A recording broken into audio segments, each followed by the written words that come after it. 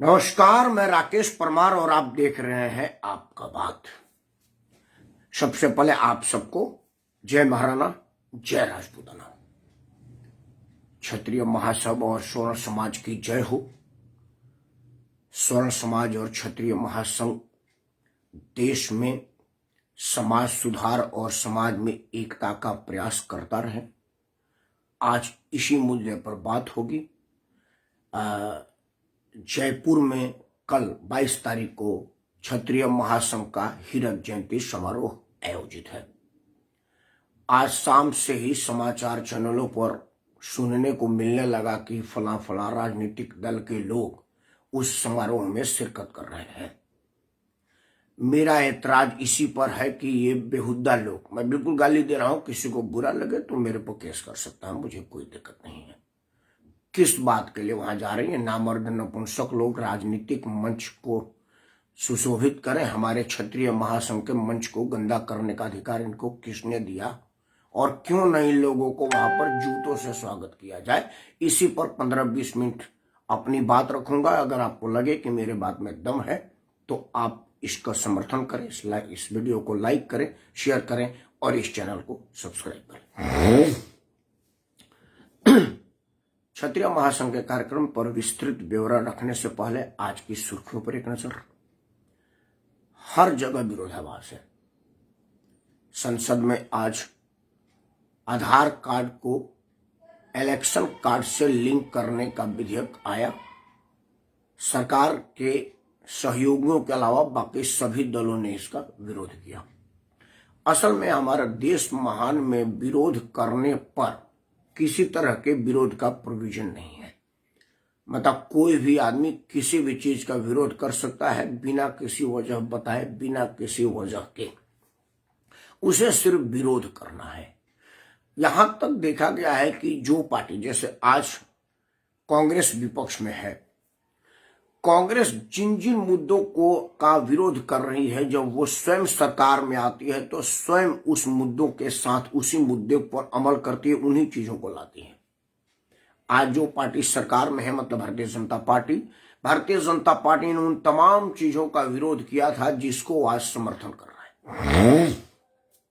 जैसे जब पहली बार आधार कार्ड लाने की बात हुआ तो अभी के प्रधानमंत्री आदरणीय नरेंद्र मोदी जी नेता विपक्ष के हैसियत से इसका बहुत आलोचना किए थे। बहुत वीडियो यूट्यूब और गूगल पर आपको मिल जाएगा जब प्रधानमंत्री नरेंद्र मोदी ने आधार कार्ड का खुलेआम आलोचना किया था और तत्कालीन सरकार को भला बुरा कहा था। आज वो इलेक्शन कार्ड को भी आधार कार्ड से लिंक कर रहे हैं। तब कांग्रेस, जो जिनके रिज्यूम में आधार कार्ड का लॉन्च हुआ और बताया गया कि ये कायाकल्प वाला विधेयक है, कायाकल्प वाला एक इंस्ट्रूमेंट है, देश में लागू होने जा रहा है, आज वो उसका विरोध कर रही है। ये बात समझ से परे है। खैर, आधार कार्ड की महत्व की दो बातें बताऊंगा, फिर मैं क्षत्रिय महासंघ के बात पर आता हूं। आधार कार्ड के लागू होने से क्या क्या अमूलचूल परिवर्तन इस देश में हुए हैं जो अब तक के दस्तावेजी सबूत हैं। जैसे ही आधार कार्ड उत्तर प्रदेश और देश के मदरसों पर लागू हुआ, रातों रात मदरसों से लाखों बच्चे गायब हो गए। मतलब जिस मदरसे में 5-5, 7-7 लाख बच्चे हुआ करते थे शिक्षा ग्रहण करने के लिए, आधार कार्ड लागू होने के बाद सारे बच्चे गायब हो गए। आधार कार्ड लागू हो जाने के बाद राशन कार्ड के दुकान से लाखों सब्सक्राइबर गायब हो गए। वो सारे के सारे सब्सक्राइबर नापाता हो गए। उनका कहीं कोई खोज ठिकाना नहीं रहा, क्योंकि वो सबके सब फर्जी थे। मदरसों में सरकार हजारों रुपया एक बच्चे के पुनर्वास, शिक्षा और उनके बेहतरी के लिए देती थी। मदरसे में काम करने उसके संचालक वाले लोग अनाप शनाप नाम डाल करके वो पैसा उठाया करते थे। अब हुआ कि भाई जिन जिन बच्चों को आप शिक्षा दे रहे हैं उनके खाते को आधार से लिंक कर दीजिए। अब कोई बच्चा होगा तभी तो उसका आधार होगा, क्योंकि आधार तो हाथ से बनाया नहीं जाता, वो तो बायोमेट्रिक डॉक्यूमेंट्स है। आपका हाथ, नाक, कान, मुंह, आंख और सबका स्कैन करके बनता है। क्योंकि बायोमेट्रिक्स पद्धति से आधार बनता है तो कहां से आदमी लाएगा? क्योंकि एक आदमी का बायोमेट्रिक्स आइडेंटिफिकेशन हो गया तो उसका डुप्लीकेट नहीं हो सकता, क्योंकि दुनिया का, मतलब भारतवर्ष का आधार एक ही सॉफ्टवेयर से काम होता है और वो पकड़ में आ जाएगा। इलेक्शन कार्ड को भी प्रधानमंत्री ने जो कहा है, उसके जो चुनाव से जुड़े हुए लोग हैं, यहां तक कि कुरैशी साहब जो कि पूर्व चुनाव आयुक्त हैं, नरेंद्र मोदी के मुखर विरोधी हैं। सरकार के हर नीति के विरोध करने वाले मंच पर प्रथम पंक्ति में कुरैशी साहब बैठते हैं। चूंकि कुरैशी मुसलमान है और नरेंद्र मोदी से मुसलमान खुश हो, ऐसा कहां हो सकता है, चाहे वो पढ़ा लिखा मुसलमान हो या अनपढ़ मुसलमान हो। खैर, लेकिन कुरैशी साहब भी आज सार्वजनिक आकर के बोले कि मैं नहीं समझ पा रहा हूं कि भारत की राजनीतिक शख्सियतें, राजनीतिक दल के लोग आधार कार्ड को इलेक्शन कार्ड से लिंक करने के लिए क्यों विरोध कर रही है, जबकि एक अमूलचूल परिवर्तन है। चुनाव के समय में पूरा का पूरा अमला चुनाव सुधार के वजह से इलेक्शन कार्ड की वेरिफिकेशन, मतदाता पहचान पत्र की वेरिफिकेशन में लग जाता है और कई लोग देश के कई हिस्सों में मतदाता होते हैं। मैं ऐसे कई लोगों को जानता हूं जो बलिया के द्वाबा से भी मतदान करते हैं, बांसडी से भी मतदान करते हैं, फेबना से भी मतदान करते हैं, बलिया सदर से भी मतदान करते हैं और बाद में जब वो दिल्ली आते हैं तो दिल्ली में भी मतदान करते हैं। मतलब एक एक आदमी के पास 5-5, 7-7, 10-10 मतदाता पहचान पत्र है और वो हर जगह मतदान करते हैं। दिल्ली का वर्तमान मुख्यमंत्री अरविंद केजरीवाल पर तो सार्वजनिक केस भी बना था। तब ये कुमार विश्वास उसको उनका कृपा पात्र हुआ करता था। उसने बोला कि यार, नरेंद्र मोदी इलेक्शन के कार्ड पर चुनाव लड़ेंगे कि अरविंद केजरीवाल के पास कितना कार्ड है, क्योंकि उसके पास दिल्ली का भी पहचान पत्र था और नोएडा का भी पहचान पत्र था। इस पर हुआ था कि मुख्यमंत्री जैसा संवेदनशील जगह, पढ़ाई लिखाई वाली वातावरण में रहने वाला आदमी को कैसे नहीं पता चला कि इलेक्शन कार्ड 2 जगह नहीं हो सकता है। खैर, इन सब चीजों के लिए, चुनाव सुधार के लिए बहुत जरूरत था कि आधार कार्ड को लिंक किया जाए। लेकिन चूंकि हमारे यहाँ अनाप शनाप बोलने की आजादी है, अभिव्यक्ति की स्वतंत्रता में बकवास को ही तो सबसे ज्यादा प्राथमिकता मिली है, इसीलिए सारे राजनीतिक दल मोदी के विरोध का कोई भी मौका नहीं छोड़ना चाहते, चाहे उससे देश विरोधी ही क्यों ना हो जाए। खैर, एक बात और आपको बता देता हूं, एक और चीज हुई। एक वही सुर्खी आया, दिन भर छाया रहा। आपने सुना होगा कि प्रियंका गांधी ने बयान दिया था कि लड़की हूं, लड़ सकती हूं। हालांकि प्रियंका गांधी 50 वर्ष के अभी तक लड़की हैं और मेरी पत्नी 48 साल की है, वो अपने आप को बुढ़िया घोषित कर चुकी है। तो खैर, मेरी पत्नी अनपढ़ गवार बेवकूफ गांव की महिला है, वो तो अपने आप को 48 साल का, वो तो 5 साल पहले बुढ़िया घोषित कर दी है। लेकिन प्रियंका गांधी शहरी कल्चर के हैं, पैसे वाले हैं और वो 50 साल में जवान है, लड़की ही है। हालांकि उनकी बेटी अब लड़की है, लेकिन कोई बात नहीं, उसको, उनके भाई भी अभी लड़का ही है, बच्चे ही तो आए, अभी कुंवारे हैं और एलिजिबल बैचलर हैं। तो वो दोनों भाई बहन अभी लड़के और लड़की हैं और उनमें लड़कपन भी है, राजनीतिक में उनकी लड़कपन दिखती है। और कई लोगों ने महिला संगठनों को सक्रिय करके दावेदारी ठोकी। नरेंद्र मोदी को नहले पे दहला मारने का पुराना राजनीतिक अनुभव है। आज उन्होंने महिलाओं के लिए व्यापक कार्यक्रम करके सभी के मुंह पर पानी फेर दिया और महिलाओं से सीधा संवाद करके उनका दिल जीत लिया, आधी आबादी पर अपना प्रभाव छोड़ दिया। खैर, जरूरी है नेता, जरूरी है कि जयपुर में जो हीरक जयंती समारोह मनाई जाती है क्षत्रिय महासंघ की, उसमें राजनीतिक दल के नुमाइंदे क्यों जा रहे हैं और क्या उनको जाना चाहिए? और अगर वो बेशर्मी बेहई से चले गए हैं तो उनका स्वागत क्या जूतों से हो, फूलमाला से हो, लात जूते से हो, धक्का मुक्की से हो, गाली गलौज से हो, या कोई और इससे भी बढ़िया तरीका हो? ये आप बताइएगा। मैं अपनी बात रख रहा हूं, मैं नाम रख रहा हूं। किसी को कुछ करना हो मेरे को कर दे, मैं तैयार बैठा हूं। मैं राकेश सिंह परमार, बलिया उत्तर प्रदेश का हूं और दिल्ली में रहता हूं, बदरपुर विधानसभा क्षेत्र में। एड्रेस बड़ा स्पष्ट है, मोबाइल नंबर मेरा विजुएबल है। कोई भी मोबाइल और ईमेल देख करके मेरे को फोन मैसेज करके बोल सकता है कि तेरे ऊपर ये केस बन गई है। I am ready to face. मामला क्या है मित्रों? अभी भारतीय जनता पार्टी की सरकार है और भारतीय जनता पार्टी के राजस्थान से चुने हुए जो जनप्रतिनिधि है, जिसमें समाचार चैनलों के माध्यम से पता चला कि शेखावत जी जो जल और भूतल मंत्री हैं, मतलब जल मंत्री हैं, शेखावत साहब उस कार्यक्रम के लिए जयपुर पहुंच चुके हैं। ये हमको GTV राजस्थान की तरफ से सूचना मिला, उनका बाइट भी आया है। अब चूंकि मैं क्षत्रिय हूं और क्षत्रिय के नाते एक तो आप सबसे आह्वान करता हूं कि आप सब के सब जो लोग जयपुर जा सकते हैं, जाड़े की पूर्ण व्यवस्था लेकर के और अपना साधन से मजबूत होकर के जयपुर पहुंचे। जयपुर में आयोजन हो रहा है और वहां पर पहुंच करके अपनी शक्ति का प्रदर्शन कीजिए, क्योंकि वर्तमान सरकार प्रदर्शित शक्ति को ही पहचानती है। घर में बैठ करके बोलने वालों का कोई भाव नहीं देती, कोई कदर नहीं देती। तो एक तो आप पहुंचिए और पहुंच करके शेखावत साहब से पूछिए कि शेखावत साहब, आप ये क्षत्रिय के मंच पर आप क्या कर रहे हैं, आप यहाँ किस लिए आए? क्योंकि आप पार्लियामेंट में सबसे पहले अनुसूचित जाति जनजाति आयोग के और मजबूतीकरण के सूत्रधार थे। सबसे पहले आपने कहा था कि हमारे दलित भाइयों को और मजबूत किया जाए। ये स्वर्ण समाज के लोग कुत्ते बिल्ली की तरह से रहते हैं, इनका इस देश में क्या मतलब? दो दर्जे नहीं, निम्न दर्जे से भी नीचे का स्थान सरकार के नजर में है। क्योंकि सरकार जो भी योजना लाती है दलित के लिए, पिछड़े के लिए, मुस्लिम के लिए, आदिवासी के लिए, मुसलमान के लिए, उसमें कहीं कोई परमार और चौहान के लिए कोई योजना नहीं आती। उस योजना पर मुहर लगाने वाले शेखावत साहब भी हैं, क्योंकि मंत्रिमंडल के सदस्य हैं। इन्होंने मंत्रिमंडल से इस्तीफा देना बेहतर नहीं समझा। उन्होंने एक शब्द विरोध का भी नहीं कहा कि मैं क्षत्रिय हूं और हमारे ही भाइयों पर कुठारघात हो रहा है और मैं इसका समर्थन कर रहा हूं। मैं बेहया हूं, मैं बेशरम हूं, मैं बेलज हूं, मैं निर्लज हूं। मैं अपने आप को और भी बढ़िया बढ़िया गाली दे दीजिएगा, वो जो जो समझ में आ सके। मेरे को, मैं चूंकि संस्कारी आदमी हूं और गाली पर बहुत ही ज्यादा मेरे को नियंत्रण नहीं है कि मैं गालियों का बहुत शब्दकोश रखाऊं। लेकिन अगर आप जिन लोगों के पास गालियों के शब्दकोश का अपार भंडार है, वो सब इस्तेमाल करिए इन लोगों के लिए जो किसी भी राजनीतिक पार्टी में, चाहे वो भाजपा में हो, कांग्रेस में हो, सपा में हो, बसपा में हो, किसी भी दल में अगर कोई स्वर्ण समाज का नेता है, वो गाली के लायक है, जूता के लायक है, धिकार के लायक है, क्योंकि वो किसी लायक नहीं है। और कम से कम वो यह कहता है कि मैं समाज के लिए करता हूं, तो उसको जूता मारिए। आज जीतनराम मांझी ने पंडित जी के लिए जो कहा है, अब तक उसके कपार पर जूता नहीं पड़ा, क्योंकि उसको पता है कि हिंदू में ये जो स्वर्ण समाज के लोग हैं, ये जुतियाने के लायक है, क्योंकि इनकी कोई औकात नहीं है भाई। ये सब के सब बटे हुए लोग हैं। ब्राह्मण कहेगा कि क्षत्रिय से नहीं मिलूंगा, क्षत्रिय कहेगा कि ब्राह्मण से नहीं मिलूंगा, और क्षत्रिय होगा तो कहेगा कि मैं परमार हूं, तू चौहान है, तू सेंगर है, तू बिसेन है, तू काकन है, तू वैस है, तू हमारा है ही नहीं है। और पंडित जी कहेगा कि तू दुबे है, तू मिश्रा है, तू तिवारी है, तू पांडे है। तो ये माझी को पता है।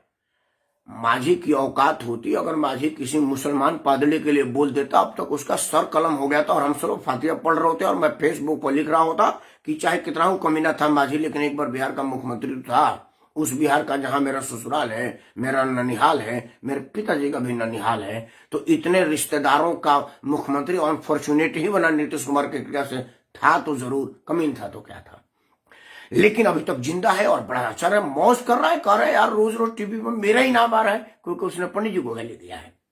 उसी तरह से स्वर्ण समाज के लोगों को जुतियाते हैं लोग, और कोई किसी की हिम्मत हैसियत औकात नहीं होती कि कोई कुछ बोल दे, क्योंकि पता है एकता नहीं है। मैं जयपुर में गए हुए इन तमाम लोगों से, जो जो लोगों के पास ये वीडियो जाएगी, जो जो लोग कल इस वीडियो को देखेंगे, मैं आज रात में ये वीडियो सर्कुलेट कर दूंगा यूट्यूब पर भी अपने, जो राकेश सिंह परमार और बात पूर्वांचल का मेरा यूट्यूब चैनल है, और फेसबुक पर तो ये लाइव भी जा रहा है। तो जो लोग इसको देख करके जयपुर में एक लोग भी अगर वहां पर शेखावत का विरोध कर दें, और कांग्रेस के जो भी नेता गए हो या जो भी राजनीतिक दल के नेता गए अगर उसका विरोध कर दें, तो मैं समझूंगा कि मैं सफल हुआ। क्योंकि मैं कुछ जरूरी कारण, और थोड़ा सा मेरे को सर्दी हो गई, मेरा तबीयत खराब हो गया था, क्योंकि मेरा ठंड लग गया था, इस वजह से मेरा जाने का कार्यक्रम को मुझे छोड़ना पड़ा, मैं नहीं जा सका, मुझे बड़ा अफसोस है। लेकिन अगर जो लोग गए हो, अगर उसमें से एक आदमी भी इस बात का विरोध कर दे तो मुझे बड़ी खुशी होगी। मित्रों, मुझे विरोध क्यों करना पड़ा है जान लीजिए। भारतीय जनता पार्टी हो या कांग्रेस हो, सपा हो, बसपा हो, कोई भी राजनीतिक दल हो, स्वर्ण समाज के अहित करने के लिए कोई किसी से पीछे नहीं है। एक से बढ़कर एक है। इसमें आपस में मुकाबला है कि मैं इतना स्वर्ण विरोधी हूं, तो कहेगा तेरी औकात ही नहीं, मैं तो इससे ज्यादा स्वर्ण विरोधी हूं। बोलेगा यार ये मेरा वाला देख, ये वाला जो अगला वाला विधेयक मैं ला रहा हूं उसमें तो स्वर्ण का सत्यानाश हो जाएगा। तो तीसरा कहेगा मुझे सरकार में आने दीजिए, मैं नाश के बाद भी ऊपर का नाश करूंगा स्वर्ण समाज का। उदाहरण देख लीजिए, पहले एक ST एक्ट आया था स्वर्ण समाज के कुठारघात के लिए। कोई भी आदमी आपसे पैसा मांगता था या आपसे खेत मांगता था या आपसे कोई मदद मांगता था और आपसे उसे वापसी मांग देते थे तो वो आप पर दलित एक्ट के अंतर्गत केस कर देता था। और अब आप अपना पैसा पुराना वाला दे करके भूल जाइए, नया वाला पैसा दे करके समझौता करें, मिन्नतें कीजिए कि भाई केस उठा ले, कुछ पैसा और ले ले। ये बहुत सारा स्ट्रिंग ऑपरेशन में आ चुका है और बहुत सारा निष्पक्ष जांच में आ चुका है। लेकिन वर्तमान सरकार ने कहा कि तो कम है, क्योंकि हमारे दलित भाई अगर मान लो 10-20-50 हजार रुपया ले करके केस उठा रहे हैं तो ये गलत बात है। मतलब अभी तक स्वर्ण समाज केस लड़ने की स्थिति में है, अभी तक टूटा नहीं, झुका नहीं। हमारी इतना दिन तक सरकार लगने के बाद उन्होंने इसको और मजबूत कर दिया। अब कोई भी दलित भाई, मैं भाई डरता मारे कह रहा हूं इसलिए कि कहीं स्वतः फोन है, क्योंकि अब केस करने के लिए मेरा वहां होना जरूरी नहीं है। ये कोई जरूरी नहीं है कि किसी अनुसूचित जाति जनजाति के आदमी और मेरा आमना सामना हो। वो सीधे 100 नंबर पर फोन करके हेलो 100 नंबर पुलिस, एक राकेश परमार नाम का आदमी बद्रपुर विधानसभा में रहता है, बलिया उत्तर प्रदेश का रहने वाला है, हाँ उस पर स्टेट लगाओ। पुलिस उसे नहीं पूछेगा भाई एक्ट क्या है, जज नहीं पूछेगा कि कारण क्या है, पहले मेरे को उठा करके 6 महीने बंद कर देगा कि भाई ये शाम को फेसबुक पर बकवास करता है, 10 बजे लोगों का नींद खराब करता है, स्वर्ण समाज में जग जागृति और जन जागरण फैलाने का बुरा काम कर रहा है। इस भारत देश में रह करके स्वर्ण समाज के हित की बात करना तो किस मतलब राष्ट्रद्रोह से बड़ा काम हो गया ना भाई। राष्ट्रद्रोह मतलब राजनीतिक द्रोह तो आइए कम से कम। मैं 6 महीना तक आराम से बंद रहूंगा, 6 महीना बाद मेरा नंबर आएगा, क्योंकि 6 महीने के पहले मैं जमानत अप्लाई नहीं कर सकता। मोदी जी ने किया है ऐसा। अब जिसमें वो जो शेखावत साहब अभी जयपुर पहुंचे हैं वो सबसे पहले वोट दिए थे, राजनाथ सिंह ने वोट दिया था। जो स्वर्ण समाज के लोग थे वो एक एक साले लोगों का नाम रख करके अपना मुंह क्यों खराब करूं। मेरे लिए कमीन लोग हैं, कुत्ते लोग हैं, बेया और वाहियात लोग हैं जो स्वर्ण समाज के नाम पर भारत के राजनीति में है और सरकार और विपक्ष में है। मैं इनका नाम लेकर अपना नाम खराब करना नहीं चाहता। तो अब 6 महीने के बाद मेरा नंबर आएगा तो जज पूछेगा भाई एक्ट क्या था, बोला वो तो मैं भूल गया क्योंकि बहुत पुराना मामला था, तो क्या करूं, छोड़ दू, 1 महीना और बंद कर दें तो कल मुझे दोबारा फोन करना पड़ेगा कि राकेश को बंद करो।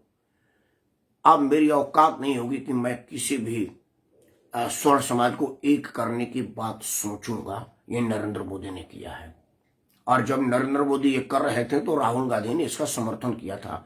मुलायम मायावती तो खैर खुलेआम ये करते ही हैं, वो तो पिछड़ी और दलित जाति के ही हैं, लेकिन राहुल जाति जो अपने आप को कन्या कुंज ब्राह्मण कहते हैं, कोट के ऊपर जनेऊ लगा करके फोटो खिंचवाते हैं, उन्होंने भी इसका विरोध नहीं किया था।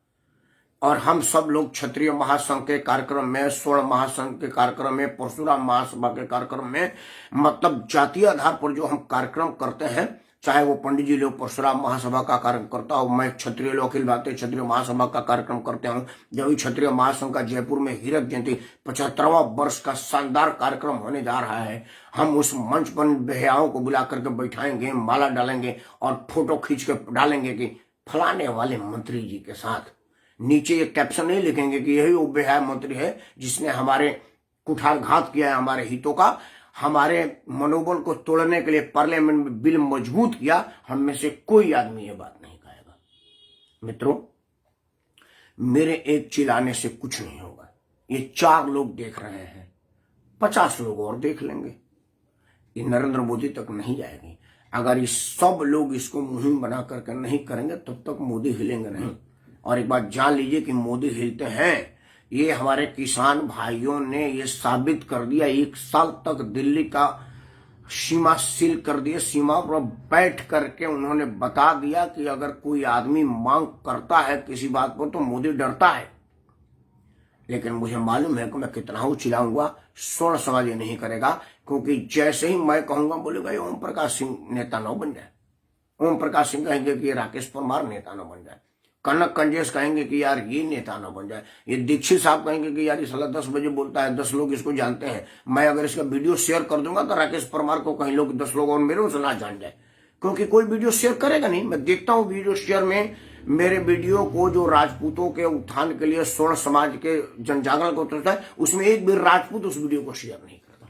ये है, क्योंकि उनको डर है कि अगर मैंने कहीं शेयर कर दिया तो राकेश परमार की पहचान मत हो जाए। उनको ये नहीं लगेगा कि परमार बड़ा बढ़िया बात कर रहा है, लोगों तक ये बात पहुंचनी चाहिए। अरे मेरी वीडियो मत बनाओ, आप अपना मुंह से बोल दो भाई, आपको तो बोलने आता है, नहीं बोलने आता तो लिख के बोल दो, लिख दो कि भाई स्वर्ण विरोधी राजनीतिक दलों का बहिष्कार हो, नोटा दबाओ, नोटा अपनाओ, क्योंकि आपका तो कोई राजनीतिक दल नहीं है भाई, ना तो सपा है, बसपा है, कांग्रेस है, भाजपा है, कोई आपका नहीं है, तो आप किसी को क्यों दोगे? अरे शुक्र मनाओ चुनाव का जिन्होंने आपको नोटा दिया है। अगर एक बार नोटा का सूटा चल गए राजनीतिक दलों पर, विश्वास मानिए उनको तो 6 महीने का मौका दिया है कि 6 महीने बाद आपको जमानत होगा, आपके लिए 6 साल कर देगा, क्योंकि आपकी एकता है, पूरा धरती आपका है, आपने जड़ दे दी, जमीन दे दी, आपने रियासत दे दी, आपने राजवाड़ा दे दिया, अपना सब कुछ आय दे दिया, और कमा करके इनकम टैक्स दे रहे हैं, और इनकम टैक्स हमारे पैसे से उनको मुफ्त में राशन दी जा रही है, मुफ्त में बिजली दी जा रही है, मुफ्त में इलाज दिया जा रहा है, मुफ्त में पढ़ाई दिया जा रहा है, उसके ऊपर वजीफा दिया जा रहा है, ये हमारे टैक्स के पैसों से हो रहा है, और उसके बाद कुठारघात हम ही पे हो रहा है। इन चीजों को जब तक आप समझेंगे नहीं, तब तक आपके साथ यही होता रहेगा। मुझे मालूम है कि मेरे बोलने का कोई मतलब नहीं है, लेकिन मेरा मानना है कि अगर आपको सांप काटने का मंत्र आता है और पता चला कि समुद्र के उस पार सांप काटा है, तो आप समुद्र में डूबने तक पहुंचिए, जहां तक आपका नाक के में पानी ना घुसे, और आप यहीं से मंत्र पढ़िए। मंत्र उसको लगेगा कि नहीं, लेकिन ईश्वर आपको माफ कर देगा, कहेगा आपने प्रयास तो किया था। तो स्वर्ण समाज के उत्थान के लिए मैं वीडियो पर ही बोलता रहूंगा, लेकिन बोलता रहूंगा, कम से कम मैं जेल जाऊंगा तो मुझे संतुष्टि होगा कि मैं समाज के किसी काम में आया, और किसी को बुरा लग गया, मेरे को जेल भेज दिया। पॉकेटमारी में, चोरी में, बलात्कारी में नहीं न जा रहा हूं, तो मैं चौड़े में जाऊंगा। हाँ भाई, किसी को बुरा लगा और किसी ने केस कर दिया, क्योंकि मैं समाज सुधार का काम किया था, क्योंकि सुकराते को समाज सुधार की जरूरत नहीं है, भगत सिंह को ही समाज सुधार की जरूरत नहीं है, चंद्रशेखर आजाद को ही गोली खाने की जरूरत नहीं है, और लोग भी खा सकते हैं। राहुल दीक्षित ने कुछ कहा है, मेरे भाई, मैं चाहता हूं कि मैं इनकी मार्गदर्शन पढ़ूं। आपने लिखा है कि भैया आपकी बात का पूर्ण समर्थन है, शेयर किया है। बिल्कुल, मैं क्या कर रहा हूं राहुल भाई, आपने शेयर किया, 2-4 और लोगों ने शेयर किया। मैं क्या कर रहा हूं कि नरेंद्र मोदी हम 10, 20, 50 लोगों को शेयर करने से नहीं मानेगा। आपने शेयर किया, आपके अपना वो जो दीक्षित राजपूत का महासंघ है, उसमें 2, 4, 5, 10 लोग होंगे, 10 लाख लोग होंगे। 10 लाख लोगों में से 10 लोग इस वीडियो को देखते हैं, क्योंकि वो तो नोटिफिकेशन में आती है। मैं कह रहा हूं कि हम सब लोग इसको एक मुहिम बनाएं। देखिए, किसानों ने कुछ नहीं बोला, चुपचाप दिल्ली के बॉर्डर पर बैठ करके हुक्का पीते रहे, 12 महीना तक वो रहे। नरेंद्र मोदी को मजबूर होकर के बिल वापस लेना पड़ा। दलितों ने कुछ नहीं किया, सिर्फ कह दिया कि जी अब की बार वोट नहीं दूंगा, और समाचार चैनल वाले, चूंकि जिसमें वामपंथ के लोग भरे हुए चैनल पर, उन्होंने रिपोर्ट चलाना शुरू कर दिया कि मोदी की ग्राफ गिर रही है, मोदी की ग्राफ गिर रही है। उन्होंने दलित पिछड़ों के लिए बिल मजबूत कर दिया, क्योंकि उनको पता था कि जब मैं ये बिल मजबूती का अध्यादेश लाऊंगा, तो सदन में जितने नपुंसक संसद सदस्य स्वर्ण समाज के हैं, वो सबसे पहले इसका समर्थन करेंगे। और यही हुआ। मैं नाम रख रहा हूं, मुझे डर किसी का थोड़ी है। सबसे पहले इसकी शुरुआत राजनाथ सिंह ने कहा, नंबर 2 हैसियत है उनकी इस कैबिनेट में। उन्होंने कहा कि हमारी सरकार स्वर्ण हित ऐसी सरकार नहीं है, हम स्वर्ण को जुटियाते हैं, लतियाते हैं, धिकारते हैं, क्योंकि पता है कि झक मार करके हम ही को वोट देंगे। इसीलिए हम अपने दलित और पिछड़े बंधुओं के लिए उत्थान का काम कर रहे हैं। जहां भी मौका मिलेगा हम स्वर्ण हितों का कुठारघात करते रहेंगे, स्वर्णों के हक मारते रहेंगे, और वो हक मार करके अपने पिछड़े दलित भाई के बापों में, दमादों में बांटते रहेंगे। ये शेखावत साहब जो जयपुर पहुंचे, इन्होंने भी कहा, राहुल गांधी ने ये बात कहा, शरद पवार ने भी ये बात कहा।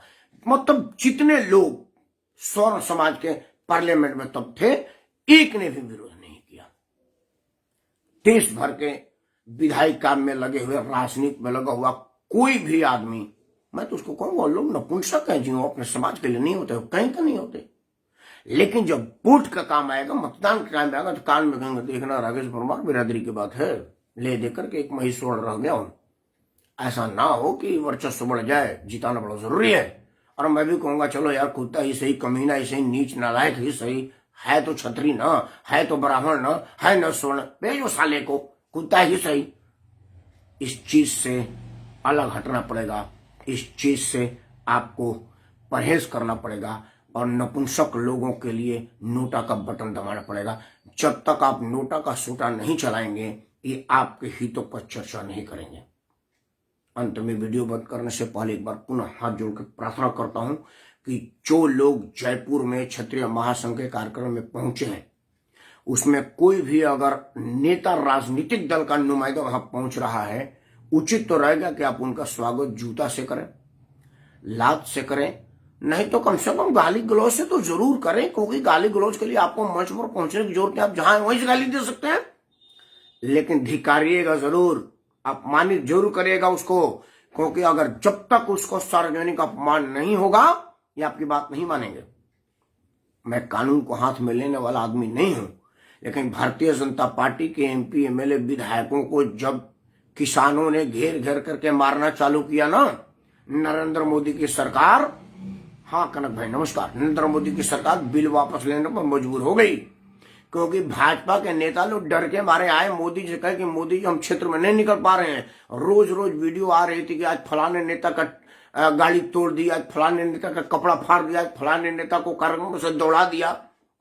तब जाकर के इनको लगा कि भाई अगर अब ये किसान हिंसक हो गए हैं। हालांकि मैं लोकतंत्र में हिंसा का सहारा लेना नहीं चाहता, मैं आपको हिंसा के लिए नहीं कर रहा हूं, मैं आपसे हाथ जोड़ के प्रार्थना करता हूं कि आप हिंसक मत हो, आप उस पर हमला ना करें, गाली दें, धिक्कार है, अपमानित करें, जूतों का माला पहनाए, जूता से मारे मत, नहीं तो वो हिंसा के श्रेणी में आ जाएगा। गाली देना हिंसा के श्रेणी में नहीं आता, अपमानित करना हिंसा के श्रेणी में नहीं आता, और मतदान के टाइम में नोटा का बटन दबाना हिंसा के श्रेणी में नहीं आता। अगर आप ये कर देंगे, विश्वास करिए, एक बार करके देखिए, नरेंद्र मोदी आपके कदमों में झुकेंगे, और झुकते हैं, झुकाने वाला चाहिए, और आप नहीं झुकेंगे मुझे यह भी भरोसा है। फिर भी मैं चिल्लाऊंगा, मैं आपसे अनुरोध करता रहूंगा, क्योंकि मैं अपने समाज के लिए मुझे बेशक बेशर्म बनना पड़े, बेशक बेमतलब की चिल्लानी पड़े आपके सामने, लेकिन मैं चिल्लाता रहूंगा कि हे मित्रों, आप किसी के हित को न मारें, लेकिन अपने हितों की रक्षा तो आप करें। आप मनुष्य हैं, कुत्ता भी अगर बैठता है ना तो पूंछ से जमीन को साफ कर लेता है, पूंछ हिला करके, और आप अब क्या कहूं, मैं अपने आप को गाली देना पसंद नहीं करता। हाँ, अखिलेश गौतम जी को सादर प्रणाम, लेकिन मुझे किसी से लड़ाई नहीं है कि नरेंद्र मोदी ने किसका बेनिफिट दिया, दें, मुझे कोई दिक्कत नहीं, बट हमारा हक मार के तो ना दें। नरेंद्र मोदी की सरकार हो या राजीव गांधी के बेटे की सरकार हो, करती क्या है, मेरा टीडीएस का पैसा काटते हैं और मेरे पैसे को दूसरों के मुफ्त राशन में बांट देती है। भाई मुफ्त राशन में बांटना हो तो तुम अपने पेंशन से बांटो, अपने पैसे से बांटो, बेईमानी करके जो अपने बापों को पैसा कमवाते हो उसमें से बांटो। हमारा पैसा पर क्या अधिकार है तुम्हारा भैया? हमारा टैक्स बढ़ाते जा रहे हो, मेरे पैसे से दूसरों में बांटते जा रहे हो, वोट मेरा लोगे, नोट मेरा लोगे और बेनिफिट उसको दोगे, और हमारे समाज के जो लोग संसद में गए हैं वो चुपचाप रहेंगे। कहीं भी कोई चुप रहेगा तो चुप रहना कायरता की निशानी है। आप कायर ना बने, क्योंकि आप कायर नहीं है। अंत में हाथ जोड़ के प्रार्थना है कि कल जयपुर में स्वागत अगर हो जाएगी तो इसका शुभारंभ हो जाएगा, हीरक जयंती समारोह सफल हो जाएगा, और देश भर के लोगों से मैं हाथ जोड़ के प्रार्थना करता हूं कि जहां आप स्वर्ण समाज के नेताओं को देखें, गालियां देना चालू कर दें, सीधा एमसीबीसी करिए और बताइए कि तेरे को गाली इसलिए दे रहा हूं कि जूता मारना हिंसा हो जाएगा, कानून को हाथ में लेना हो जाएगा। इसलिए हम लोग कानून के मानने वाले लोग हैं, हम शालीन और संस्कारी लोग हैं, हम कानून को हाथ में नहीं लेंगे, इसलिए जूता नहीं मारेंगे, लेकिन गाली तो तेरे को दे ही सकते हैं, क्योंकि तू मेरा काम नहीं कर रहा है, क्योंकि वोट मेरा लेता है और सरकार में जाता है तो पार्टी की बात करता है, हमारा बात नहीं करता। या तो तू कह कि मैं वोट लेने आया हूं, तेरा बात नहीं करूंगा, उसके बाद अगर मैं तेरे को वोट देता हूं तो मैं दोषी नहीं हूं, ना तू दोषी है। लेकिन वोट लेते वक्त कहता है कि मैं स्वर्ण समाज का हूं, और स्वर्ण समाज का वोट लेने के बाद जाकर कहता है कि नहीं मैं अपने बाप का मदद करूंगा, तुम्हारा नहीं करूंगा, ये गलत बात है। इन्हीं शब्दों के साथ एक बार पुनः आपसे प्रार्थना है कि हे प्रभु, हे मेरे मित्रों, हे भारत के लालों, कल जयपुर में गाली गलौज कर दो, शुभारंभ कल से ही 22 तारीख बड़ा बढ़िया दिन है, बुध श्री गणेश जी का दिन है, और कल श्री गणेश कर दो, और जहां भी देखो वहीं गलियाने लगो, ताकि इनको लगे कि स्वर्ण समाज बिफर रहा है, स्वर्ण समाज बिदक रहा है, तभी जाकर के ये मानेंगे, और नहीं तो आप अपना धिकार झेलते रहिए, जलील होते रहिए, अपने कमाई और उनको देते रहिए। आपको ये मुबारक हो लेकिन मैं इस सरकार का विरोध कर रहा हूं। चूंकि मेरा कोई भी नहीं है, इसीलिए मैं नोटा का सोटा चलाने की मांग के साथ अपना वीडियो, अपनी बात को ही विश्राम देता हूं। एक बार प्रार्थना के साथ कि अगर आपको लगता है कि यह सरकार आपके हितों की अनदेखी कर रही है तो कृपया इस चैनल को सब्सक्राइब करें, लाइक करें और मेरे बातों को हर जगह प्रसारित करें। जय हिंद, जय मां भवानी।